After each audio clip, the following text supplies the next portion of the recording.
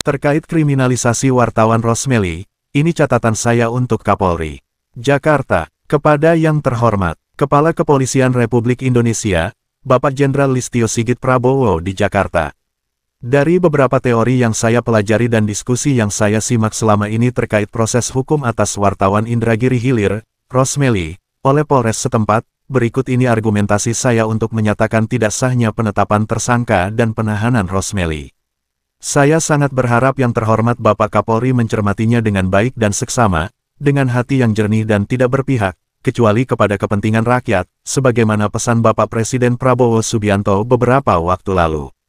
Saya melihat adanya kesalahan prosedur yang dilakukan aparat kepolisian Resort Indragiri Hilir Polres Inhil dalam menerapkan aturan hukum, karena dalam kasus Rosmeli pada intinya terkait bidang kerja-kerja pers yang melibatkan media, pemberitaan, dan pemberian imbalan atas hasil kerja lihat pasal 27 ayat 2 Undang-Undang Dasar 1945. Oleh karena itu, yang harus digunakan dalam proses penyelesaian kasusnya adalah Undang-Undang Nomor 40 Tahun 1999 tentang pers, yang di dalamnya mengatur soal larangan wartawan menerima imbalan. Pasal 7 Undang-Undang Nomor 40 Tahun 1999 tentang pers terkait organisasi wartawan dan ketentuan menaati kode etik jurnalistik, berbunyi sebagai berikut, ayat 1, wartawan bebas memilih organisasi wartawan, dan ayat 2, wartawan memiliki dan menaati kode etik jurnalistik, sebagaimana disebutkan pada pasal 1 ayat 14 yang mencantumkan, kode etik jurnalistik adalah himpunan etika profesi kewartawanan. Salah satu poin dalam Kode Etik Jurnalistik KEJ, yakni pasal 6 disebutkan, wartawan Indonesia tidak menyalahgunakan profesi dan tidak menerima suap. Menyalahgunakan profesi adalah segala tindakan yang mengambil keuntungan pribadi atas informasi yang diperoleh saat bertugas sebelum informasi tersebut menjadi pengetahuan umum. Sedangkan suap dimaknai segala pemberian dalam bentuk uang, benda atau fasilitas dari pihak lain yang mempengaruhi independensi. Sementara itu, di internal organisasi PPWI tempat Rosmeli bernaung dikenal 10 kode etik pewarta warga PPWI. Pada poin 3 disebutkan bahwa pewarta warga tidak diperkenankan menerima imbalan yang dapat mempengaruhi objektivitas beritanya. Kasus yang menimpa Rosmeli itu, jikapun harus dipersoalkan, adalah masuk kategori pelanggan kode etik jurnalistik pasal 6 dan kode etik pewarta warga PPWI poin 3. Pelanggaran kode etik akan diproses oleh Dewan Kehormatan atau Dewan Kode Etik di organisasi pers tempat yang bersangkutan bernaung. Di Dewan Kode Etik tersebut akan dinilai dan dianalisis, apakah penerimaan imbalan oleh Rosmeli akan mempengaruhi independensi dan objektivitas beritanya. Selanjutnya, Pasal 8 Undang-Undang Nomor 40 Tahun 1999 tentang pers menyatakan, dalam melaksanakan profesinya wartawan mendapat perlindungan hukum. Apa yang dilakukan Rosmeli adalah sebuah peristiwa transaksi profesional. Ada proses negosiasi dan setuju-menyetujui di sana. Para pihak pun sudah melaksanakan kewajiban-kewajibannya sebagaimana dalam kontrak yang mereka setujui. Lalu, mengapa Rosmeli dan wartawan Indra yang menemaninya tidak dilindungi oleh aparat penegak hukum?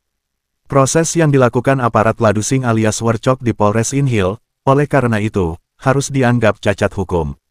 Keterangan ahli pidana, Erdianto Effendi, yang digunakan penyidik semestinya dikesampingkan, karena harus mengacu kepada Undang-Undang Nomor 40 Tahun 1999 tentang pers yang bersifat lex specialis derogat legi generali. Polisi telah bekerja tidak profesional, tidak netral, tidak berimbang, hanya berpihak kepada pelapor, dalam memproses kasus Rosmeli itu. Semestinya, mereka menghadirkan ahli, baik pidana maupun pers, dari kedua belah pihak, yakni dari sisi pelapor dan terlapor. Unsur keterlibatan pihak lain, yakni 8 organisasi pers Persatuan Wartawan Indonesia, Aliansi Jurnalis Independen, Ikatan Wartawan Online, Serikat Media Siber Indonesia, Ikatan Jurnalis Televisi Indonesia, Perkumpulan Jurnalis Indonesia Demokrasi, dan Forum Komunikasi Wartawan Inhil dan Kepala Dinas Kominfo, dalam kasus ini sangat kuat. Kedelapan organisasi pecundang yang menunggangi Kapolres Inhil, AKBP Budi Setiawan SIK, itu telah berperan aktif mengintervensi pelapor dan kepolisian dalam memproses hukum wartawan Rosmeli. Motifnya adalah kecemburuan sosial atas kehadiran organisasi PPWI di Indragiri Hilir yang baru saja dideklarasikan pada awal Agustus tahun 2024. Sepak terjang PPWI yang tegak lurus pada kejujuran dan kebenaran serta keberpihakan mutlak kepada publik menjadikan 8 dedengkot mafia pers, yang selama ini berkomplot dengan para penggarong uang rakyat di dinas-dinas dan kantor-kantor pemerintah serta pengusaha nakal di Inhil, tersebut menjadi ketar-ketir. Sementara itu, Kepala Dinas Kominfo Indragiri Hilir, Trio Beni, merupakan pejabat yang sedang disorot oleh PPWI Inhil yang hingga saat ini belum dapat memberikan jawaban atas permohonan informasi publik yang diajukan Ketua DPC PPWI Inhil, Rosmeli, kepada Dinas Kominfo tersebut terkait penggunaan anggaran kerjasama media dan publikasi tahun 2023 dan 2024. Untuk menghindari pengusutan lebih lanjut dugaan korupsi yang dilakukan Kadis Trio Beni itulah maka yang bersangkutan diduga kuat cawe-cawe mengintervensi bahkan mendorong, memaksakan proses hukum terhadap Rosmeli, yang notabene adalah pemohon informasi publik ke Dinas Kominfo itu. Caranya, Trio Beni beberapa waktu lalu berangkat ke Jakarta untuk meminta fatwa ahli pers abal-abal dari Dewan Pers, bernama Hendrayana, yang pada intinya mencari pembenaran bahwa berita yang dibuat Rosmeli atas persetujuan pelapor dedengkot pungli Saruji dianggap tidak layak dibayar, yang akibatnya dianggap sebagai penipuan. Jika hal ini benar adanya, betapa licik dan jahatnya manusia ini, yang tidak layak diberi ruang sebagai pelayan publik yang digaji oleh rakyat. Berikutnya, pelapor bernama Saruji adalah terlapor dugaan tindak pidana pungutan liar yang sedang diproses oleh aparat terkait, yakni oleh tim saber pungli yang diketuai Wakapolres Inhil. Berdasarkan fakta itu, aroma tarik-menarik kepentingan di antara para pihak terkait sangat menyengat. Pelapor adalah Kepala SMPN 01 Tembilahan Hulu yang dilaporkan Rosmeli atas dugaan melakukan tindak pidana pungutan liar di sekolahnya dengan modus penjualan pakaian seragam sekolah dengan harga yang tidak wajar. Salah satu anggota keluarga Saruji adalah aparat penegak hukum yang bertugas di Polres Inhil. Saya tidak ingin menduga lebih jauh, namun semua orang pasti dengan mudah berasumsi, adanya orang dalam di kasus tersebut menyebabkan sesuatu yang tidak semestinya terjadi menjadi sangat mungkin. Pelapor Saruji saat ini menghadapi 3 laporan terkait sifat dan perilakunya sebagai dedengkot pungutan liar atau pungli dunia pendidikan Inhil. Selain dilaporkan dalam kasus dugaan pungli ke tim saber pungli, Saruji juga telah dilaporkan oleh wartawan Indra, yang adalah korban pungli Saruji karena anaknya sekolah di SMPN 01 Tembilahan Hulu, ke PTSP Kejaksaan Negeri Inhil. Indra merasa dirugikan atas perbuatan pungli Kepsek tersebut. Laporan ketiga dilayangkan PPWI Inhil ke Unit Tindak Pidana Korupsi Tipikor, Polres Inhil dengan terlapor Saruji atas dugaan melakukan tindak pidana pungli, penyalahgunaan wewenang dan gratifikasi. Sekarang, saya meminta dengan sangat hormat, agar kiranya Bapak Kapolri berkenan melakukan eksaminasi atas pelaksanaan proses hukum yang dilakukan Polres Inhil terhadap Ketua DPC PPWI Indragiri Hilir, Rosmeli. Jikapun, Bapak Kapolri mempunyai pendapat lain, saya sangat berharap agar kasus ini tidak berakibat buruk bagi dunia pers Indonesia. Pasal 27 Ayat 2 Undang-Undang Dasar tahun 1945 yang saya sebutkan terdahulu menyatakan bahwa tiap-tiap warga negara berhak atas pekerjaan dan penghidupan yang layak bagi kemanusiaan. Saya dan PPWI menjauhi sejauh-jauhnya kebiasaan jual beli berita dan atau informasi seperti yang dilakukan para wartawan selama ini.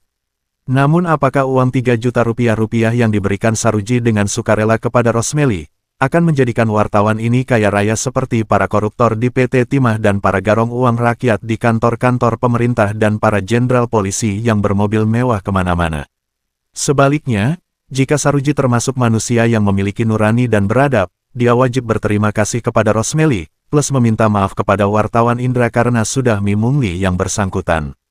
Terakhir, saya akan sukarela menerima apapun kesimpulan dan keputusan Bapak Kapolri, sepanjang Saruji segera ditangkap dan dipenjarakan. Perilakunya sebagai pemegang kewenangan pimpinan sekolah merugikan ribuan orang tua, bahkan puluhan ribu rakyat Indragiri Hilir. Lagi, saya akan lebih hormat dan angkat topi kepada Anda sebagai Kapolri andalan Indonesia jika Kapolres Inhil, AKBP Budi Setiawan, segera dirumahkan sebagaimana pesan Presiden Prabowo Subianto 1-2 hari lalu. Jika tidak, jangan tersinggung apabila saya beri cap Anda Kapolri Sontoloyo, meminjam istilah yang digunakan Jokowi saat jadi presiden. Terima kasih. Jakarta, tanggal 29 Oktober tahun 2024. Sumber, hormat saya, Wilson Lalengke, Ketua Umum PPWI. Alumni PPRA 48 Lemhanas RI tahun 2012.